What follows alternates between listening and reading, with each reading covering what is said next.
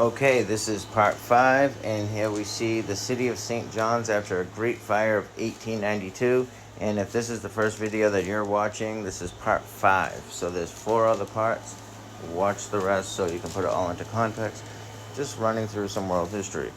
1889, the first Great Fire of Lynn, Massachusetts, destroyed about 100 buildings and took over 2 weeks to put out.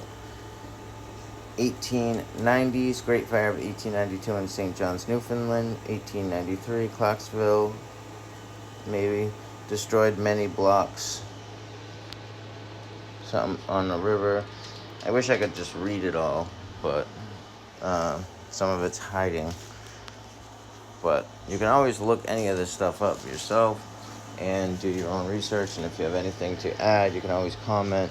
You know, I'm an open container, open for information, always willing to learn, always love to remain teachable at all times. 1893, at Clarksville, Virginia, fire destroyed many of the blocks between the river and now the Kerr Reservoir and Fifth Street in the historic commercial core. 1894, a large blaze destroyed much of the downtown of Bath, Maine. The fire damaged a large area due to a burst pipe, leaving no available water at the scene. Great excuse, apparently. That must have happened everywhere. 1894, Great Hinckley Fire, Minnesota, was a firestorm that destroyed several towns, over 400 killed. 1894, a fire affected the business section of Frederick, South Dakota, causing over 100,000 in damage. 1894, a great blaze destroyed the entirety of Sheffield, Iowa. The entirety of Sheffield, Iowa. How do you destroy an entire city? It must be a big city with all buildings close together if you can destroy the entire thing with a fire. Like, what? I have to look into Sheffield, Iowa and see what it even looks like. 1894, in a widely reported incident, a fire destroyed the entire downtown of Marion, North Carolina. The entire downtown. Saved one building and destroyed 31 homes. 1894, almost the entirety of the business section of something was destroyed by a fire.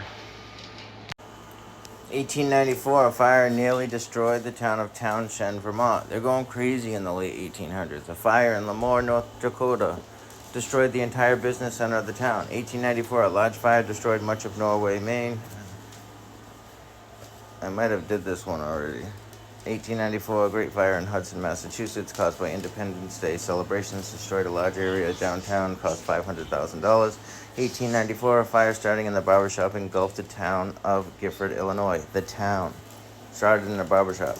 1894, a great fire of Shanghai, destroyed over 1,000 buildings. 1894, much of downtown El Paso, Illinois, destroyed in a fire costing $250,000. 1894, a fire in Conrad, Iowa, destroyed the downtown, which was quickly rebuilt in brick. But we know it was already brick. It was already stone. 1894, the downtown of something, Ohio, was destroyed in a fire expected to have been caused by something. All right. They're going crazy. 1894, a wildfire destroyed the entirety of Phillips, Wisconsin, killing 20 people. 1896, Paris, Texas, the second of 3 fires that destroyed much of the town. 1897, the Great Fire of Windsor, Nova Scotia, Canada, destroyed 80% of the town. 1898, Great Fire of New Westminster, British Columbia. 1898, Great Fire of Park City, Utah. 1899, El Polvorin Fire in Ponce, Puerto Rico, occurred on 25 January Street. The fire started at the U.S. Munitions Depot on the lot currently occupied by the Ponce High School. I mean, it's just going crazy. They're going crazy. And I'm not going to just keep going and going and going because it's just, I just wanted to go through the 1800s where I think a huge amount of the structures that were here were damaged and destroyed. And some of them were destroyed. Some of them weren't even destroyed. Some of them weren't destroyed and they say they were destroyed and rebuilt, but really they're just still here. Still ancient structures, you know. So sometimes they say they destroyed it just so they can say they rebuilt it So you don't know that it's from, so long ago.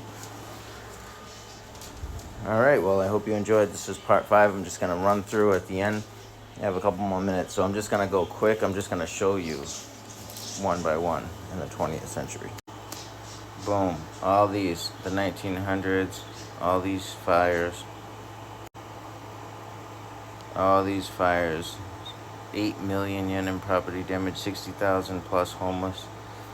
Nearly half the city of Chelsea, Massachusetts was destroyed, which is huge. Most of the town of Fernie, British Columbia. It's crazy. Great Fire of Arkansas, Great Fire of Maine, Great Porcupine Fire in Ontario. Houston, Texas, 56 city blocks, Houston's largest fire. Maryland Agricultural College, now University of Maryland. Great Salem Fire of 1914. A lot of great fires, and then this is leading into World War I. Halifax explosion, Great Atlanta Fire of 1917. Hungary wildfire, town of Alberta, the burning of the Cork in Ireland.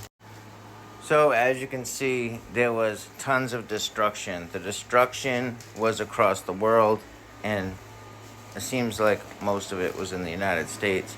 But now, over the last 25 to 50 years, they've been going overseas. They've been going to Europe, destroying cities, destroying countries, and using, that W word, that 3-letter W word, raw, backwards. What's raw? R-A-W, backwards is the W word. I don't want to say it. So this is for entertainment purposes only, of course, even though I'm literally just reading their stuff. But when you look at it just as one event, it might not seem like much. But when you line it all up and look at it all together, you start to say, hold on a second. This is crazy. This stuff just isn't adding up. So when you get told something that's supposed to be history or an event that supposedly happened, just don't blindly just believe it just because it's reported. Don't blindly believe it just because you learned it in history class. Don't blindly believe it just because somebody told you it was true. You really have to think about, there's so much to put into perspective about the world and, about the people that control everything. They control the information, and they don't want us to know everything. That's why they have so much censorship, and they term people like me as a conspiracy theorist. But really, all I want is the truth. I don't want to be part of any conspiracies or any theories. I just want to be part of the truth, and I want to know the truth. And I want to hold the controllers of the realm or what have you. I want to hold them accountable.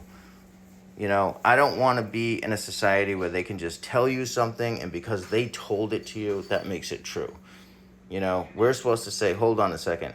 Aren't you supposed to be voting for them? Even though personally, I don't vote, and I don't think voting even matters.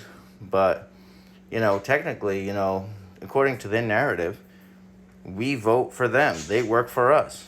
But really, we're not questioning them. If somebody worked for you and they were just telling you stories or like telling you what's going on, you'd be looking into it. You'd be trying to figure out, are they being honest? Can I trust this person? We don't do that with them. We just blindly trust them, let them tell us whatever they want, and just believe it. While prices of everything are getting higher, inflation is going up, and pay is just slowly going up, but it's not keeping up with inflation. Corporations are putting their corporations in all of our cities and towns, taking over. So now we can't buy anything off of our local grocer. Our local convenience stores don't have a local person in them. If we go to a show that's put on by the record industry, and they go worldwide instead of us going to a show for a performer that's from our area and supporting local artists that are, providing an entertainment service to the community. We can handle everything all by ourselves. We can be plenty happy, but they're making us think that we need this technology. But anyways, entertainment purposes only, of course. Have a great day. I hope you enjoyed. This is part 5, and I'm signing out. Dusty.